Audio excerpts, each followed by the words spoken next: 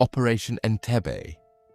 the rescue mission that flew 2,500 miles to save 100 hostages. 100 hostages sat inside a hijacked airport terminal in a country thousands of miles from home, guarded by men who had already separated the Jewish passengers from everyone else, a detail that, once it reached the outside world, made clear exactly what was actually happening. Their government had less than a week to figure out how to save them. What they eventually did required flying an entire military assault force nearly 2,500 miles, landing in the dead of night, in a country that had no idea they were coming, executing a raid, and getting almost everyone out alive in under an hour on the ground. On June 27, 1976, Air France Flight 139, travelling from Tel Aviv to Paris with a stop in Athens,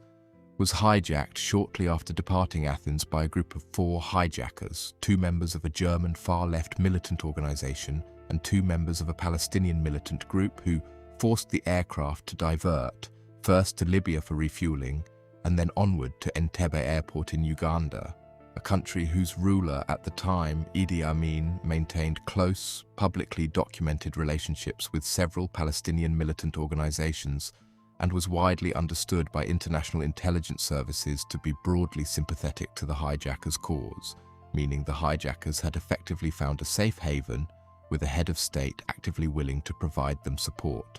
rather than simply a hostile country they'd been forced to land in. Upon landing at Entebbe, the hijackers, joined by additional armed reinforcements who arrived shortly afterward, moved the flight's roughly 250 passengers and crew into the airport's old, disused terminal building, and Ugandan military forces, rather than treating the hijackers as a security threat requiring containment, instead provided visible, documented cooperation and support to the hijacking operation, transforming what had begun as a criminal hijacking into something considerably closer to a hostile government directly enabling and protecting an act of international terrorism on its own soil. Over the following days, the hijackers began releasing non-Jewish and non-Israeli passengers in a series of staged releases, a process that involved directly separating passengers based on their nationality and, in several documented accounts, specifically their Jewish identity, a deliberate selection process that many surviving hostages and later historians studying the case have noted carried genuinely chilling historical resonance for hostages and observers alike. Given the specific era and historical memory still very much alive among many of those directly affected, by the process's conclusion, the hijackers retained approximately 106 hostages, overwhelmingly Israeli citizens and Jewish passengers of other nationalities, along with the flight's French crew, who had voluntarily chosen to remain with the passengers despite being offered release themselves. The hijackers issued a formal ultimatum, demanding the release of dozens of convicted militants held in Israeli prisons, along with additional prisoners held elsewhere, threatening to begin executing hostages if their demands weren't met by a specific deadline. A genuinely severe, credible threat, given the demonstrated willingness of the specific militant organizations involved to carry out violence against civilian targets in pursuit of their broader political objectives. Israeli government officials facing a genuinely agonizing decision between negotiating with hijackers holding overwhelmingly Israeli and Jewish hostages, a course of action that ran directly counter to Israel's long-standing, publicly declared policy of refusing to negotiate with terrorists, and pursuing some form of direct military rescue that would require Israeli forces to travel an extraordinary distance into hostile, unfamiliar territory with essentially no advance warning, began simultaneously pursuing diplomatic negotiations to buy additional time, while military planners worked urgently to determine whether any form of rescue operation might actually prove viable at all. Entebbe sat roughly 2,500 miles from Israel, a distance requiring aircraft to fly considerably beyond their normal operational range, through the airspace of multiple foreign countries, most of which maintained no formal cooperative relationship with Israel, all while maintaining the kind of operational secrecy essential to any hope of achieving tactical surprise once the assault force actually reached Entebbe itself. Israeli intelligence services worked urgently to gather detailed information regarding the airport's specific layout, the hostages' exact location within the terminal, and the disposition of Ugandan military forces stationed there, drawing on information from released hostages who had been debriefed extensively upon reaching France, along with information reportedly obtained from an Israeli construction company that had previously worked on renovating the very terminal building where the hostages were now being held, providing planners with genuinely detailed architectural knowledge that proved directly useful to the operation's planning. The resulting plan, developed and rehearsed in genuinely extraordinary haste given the severe time constraints imposed by the hijackers' deadline, called for a small fleet of Israeli Air Force transport aircraft to fly the entire distance at extremely low altitude for significant portions of the journey, specifically to avoid radar detection by hostile nations along the flight path,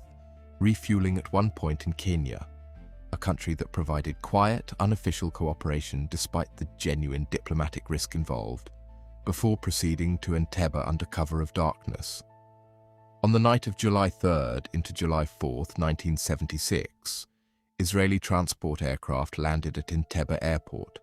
and according to the operation's specific planning, the lead aircraft's cargo included a black Mercedes limousine deliberately selected and modified specifically to resemble a vehicle used by Idi Amin himself,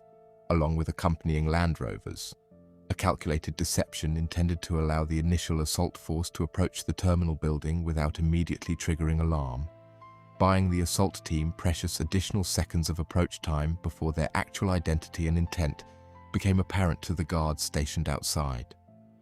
The assault itself, once triggered, proceeded with remarkable speed and precision. Israeli commandos stormed the terminal building, engaging and neutralizing the hijackers and supporting Ugandan military personnel in the immediate area,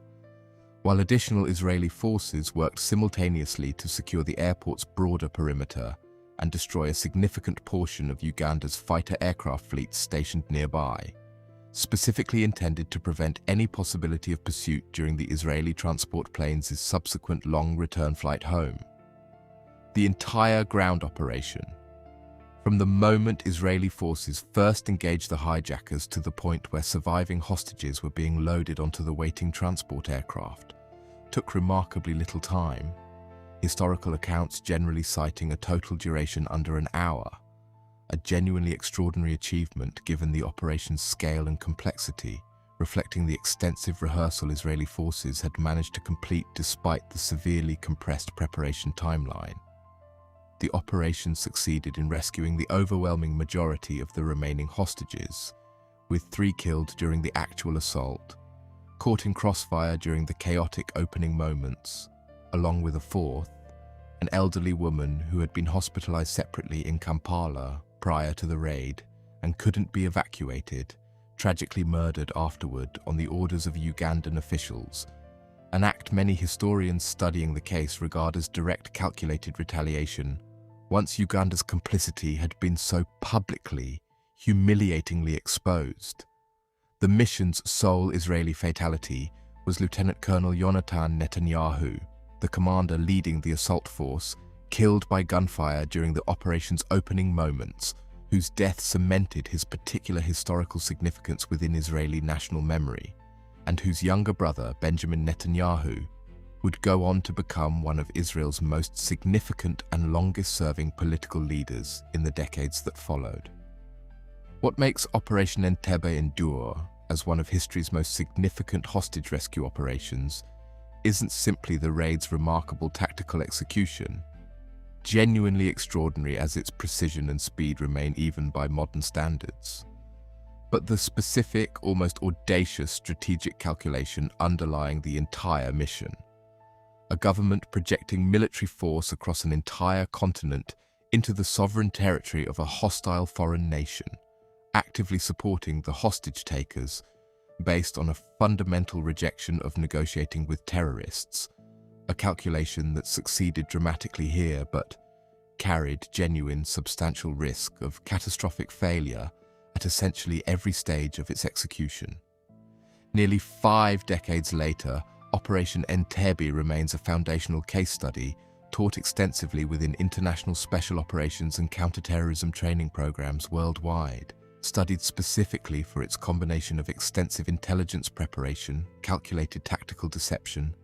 and the extraordinary operational precision required under such severe time and distance constraints. If stories like this, where a government's calculated refusal to negotiate led to one of history's most audacious and successful military rescue operations, are exactly what you come here for, subscribe to The Grave Details, because history holds more stories like this than most people will ever know.